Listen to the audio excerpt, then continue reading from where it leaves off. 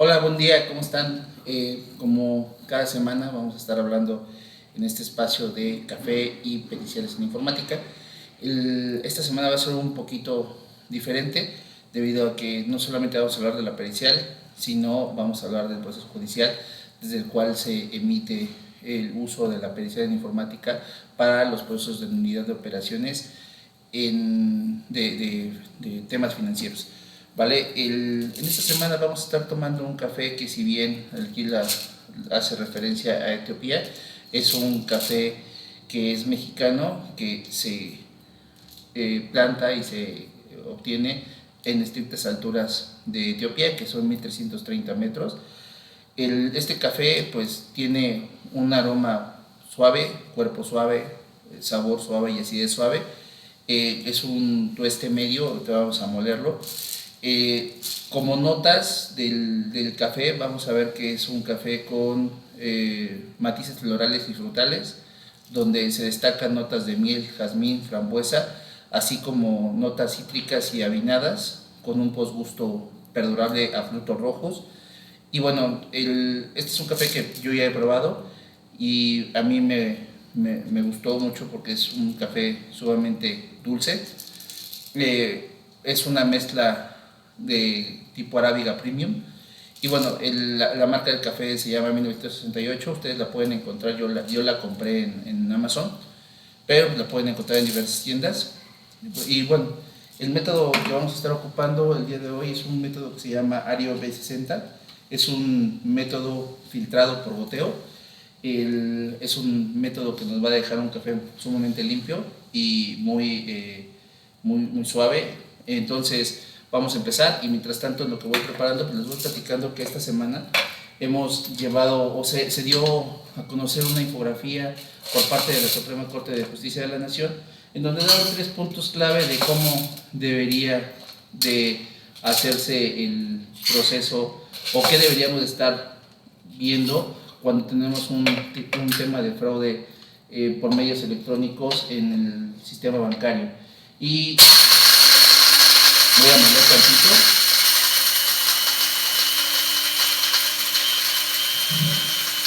Listo.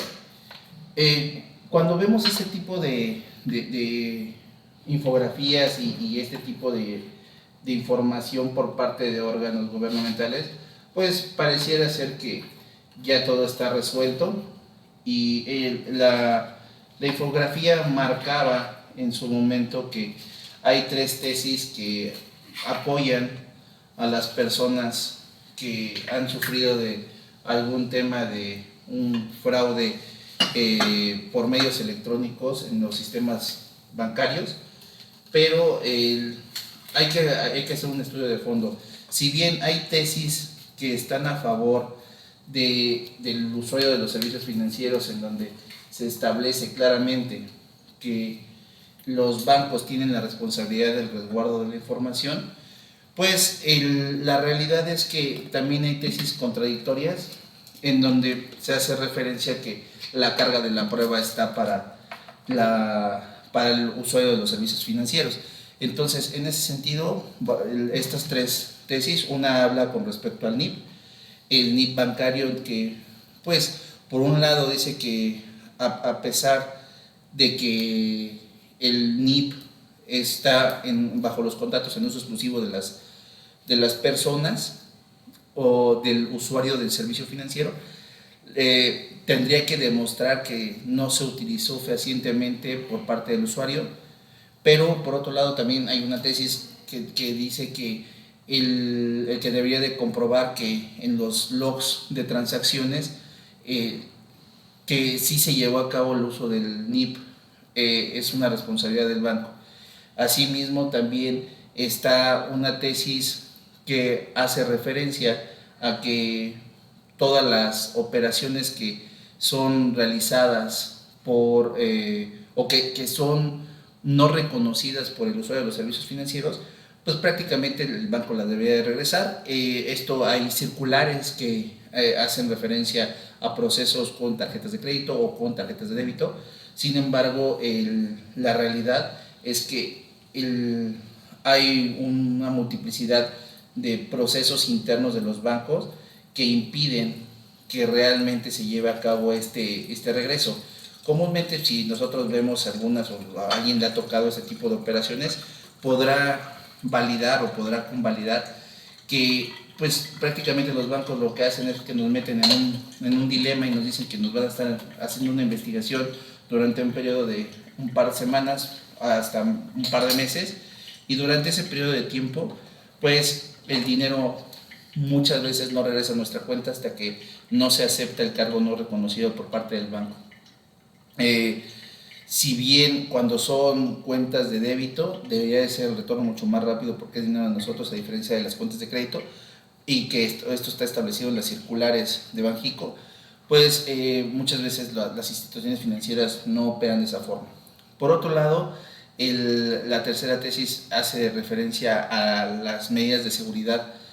que deben de ser validadas por la institución financiera y las medidas de seguridad en el uso de los mecanismos de autenticación. Y aquí es donde empieza a jugar ya un papel importante el tema de la pericial en informática. ¿Por qué? Porque a través de una tesis adicional se hace referencia a que las operaciones que tengan que ver con una interpretación de medios electrónicos, como puede ser la bitácora de operaciones o la bitácora de auditorías, que se encuentra establecida en el artículo 316 bis 15 de las disposiciones de carácter general para instituciones de crédito, es parte del uso o de la evaluación que debería de ser un perito, pero no nada más está ese artículo 316 bis 15, sino que hay un conjunto de artículos dentro de las disposiciones de carácter general en donde se debe de buscar los mecanismos de evaluación de las transacciones y de las operaciones. Bueno, voy a ir desmenuzando un poquito cada uno de estos artículos, pero en el 316 bis 15 se establecen ciertos lineamientos de lo que deben de contener al menos esas bitácoras de operaciones, entre los cuales se encuentra fecha y hora de la operación, los tipos de operaciones que se realizaron, una identificación del usuario que está llevando a cabo las operaciones, el monto de la operación, el origen de la operación. Y bueno, aquí hay una referencia muy clara que me ha tocado en algunos procesos judiciales en donde no queda claro los mecanismos que se ocuparon para el inicio de sesión previo a las operaciones. Y también algo que es bien importante cuando aludimos al tema del uso de los factores de autenticación que están también establecidos como definición en las disposiciones de carácter general en el artículo 308 y 310, respectivamente hacen referencia a ciertas características en donde ya el 310, si no me equivoco, es donde se encuentran las categorías de cómo se define cada uno de los factores de autenticación, dependiendo si es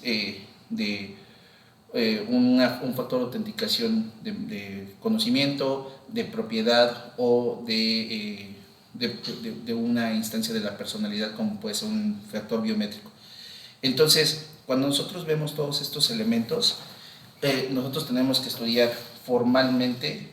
cuál es el mecanismo por medio del cual nosotros tendríamos que estar identificando que el banco llevó a cabo estas operaciones, ¿vale? Entonces, ya tenemos que el artículo 316 bis 15 nos establece los lineamientos en donde se lleva a cabo la operación de llevar a cabo esa transacción o esa trazabilidad, y que posteriormente debe de ser presentada como parte del juicio para la operación de transferir a la cuenta beneficiaria, ¿vale? Luego, el otro elemento importante es la forma de presentación de esas bitácoras de operación. Para que se presenten correctamente, lo que necesitamos nosotros es que se debe de cumplir con un conjunto de lineamientos que de primera instancia nacen de la conversión de un mecanismo electrónico o un mecanismo físico. Y esto muchas veces las instituciones financieras se fundamentan en ya sea el anexo 51 de las disposiciones de carácter general, pero también se deberían de fundamentar en el 299 de las mismas disposiciones, en donde se establece que por una parte se debe de cumplir con el artículo 100 de la Ley de Instituciones de Crédito, en donde una persona autorizada valide la información, pero también se hace referencia específicamente a la NOM 151 SCFI, que hoy está en su versión 2016, y que esta norma oficial mexicana debería permitir generar un mecanismo de conservación de mensaje de datos. A través de este proceso, las bitácoras de operaciones pueden cumplir con los requerimientos de ulterior consulta y también con la fiabilidad del método de extracción y de generación de estas evidencias. Por otro lado, voy a tener aquí tanto porque voy a necesitar que aquí de staff me pasen una taza, porque no traje una taza para este proceso, pero bueno, son de esas veces que como estamos grabando en vivo y no queremos que quede bajo producción, pues lo vamos a estar tratando de esa forma. Pero cuando nosotros hablamos de las operaciones con estas características, pues necesitamos cumplir con ese requerimiento muy formal, ¿vale? Y esto lo que nos ayuda es a dar cumplimiento a lo establecido en el artículo 210A y posteriormente ya con el nuevo Código Nacional de Procedimientos Civiles y Familiares, también estará esto establecido en el artículo 349 y 350, ¿vale? En este sentido, pues, si vemos ya conforme a la pericial,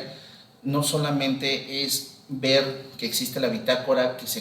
coincidan las operaciones dentro de la bitácora, que hay que cumplir con un conjunto de elementos en la bitácora, sino que también tenemos que dar una fiabilidad del método de extracción y tenemos que generar un valor de integridad sobre los datos que se extrajeron. Y esto todavía va más de fondo, porque si nosotros ya todo esto lo adminculamos y vemos la definición de mensaje de datos, que también me ha tocado mucho que en las periciales en informática para nulidad de operaciones se maneja mucho, es el tema de la firma electrónica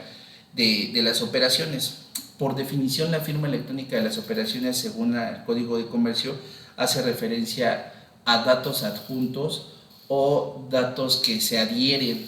al mensaje de datos. El mensaje de datos, pues, lo podemos ver como la transacción, y para que nosotros podamos hacer un estudio de la adjunción o asociación que pudiera llegar a tener un conjunto de datos, como puede ser los factores de autenticación como parte de la firma, o como lo ha intentado hacer ver el contexto de los sistemas o de los contratos del sector financiero, la realidad es que no en todos los casos se puede evaluar de una forma tan especial o tan específica de que realmente se tiene una adjunción de esa operación, o por lo menos no se puede constatar a la ulterior consulta, como lo marca el Código de Procedimientos Civiles. Entonces, en ese sentido, sí es importante que cuando se presente por parte tanto de las instituciones financieras como parte de los usuarios de los servicios financieros una reclamación o una solicitud de nulidad de operaciones, se lleve a cabo de una forma consistente en los lineamientos que están establecidos en las disposiciones de carácter general, y que los peritos también estudien de fondo, no solamente tratando de aludir una percepción con respecto a la forma en cómo opera el servicio desde su punto de vista, porque hay que recordar que es un punto de vista técnico que debería llevar un análisis a profundidad de cada una de las operaciones, y entonces tampoco hay que tomar en cuenta que los peritos, a pesar de que pudiéramos llegar a tener alguna experiencia en la parte jurídica,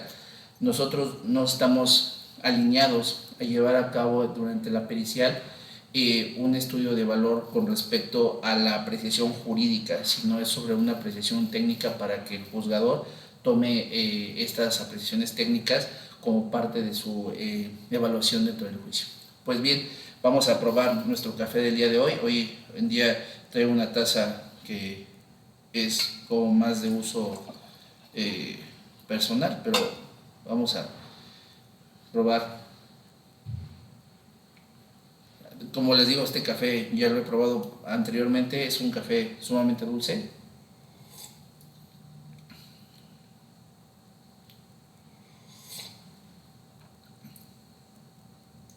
Se denotan, como bien lo comentan las notas de cata,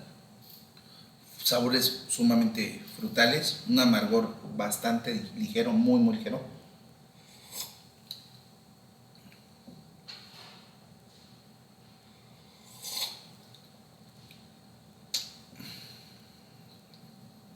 En el retrogusto sí se siente los sabores de frutas rojas, principalmente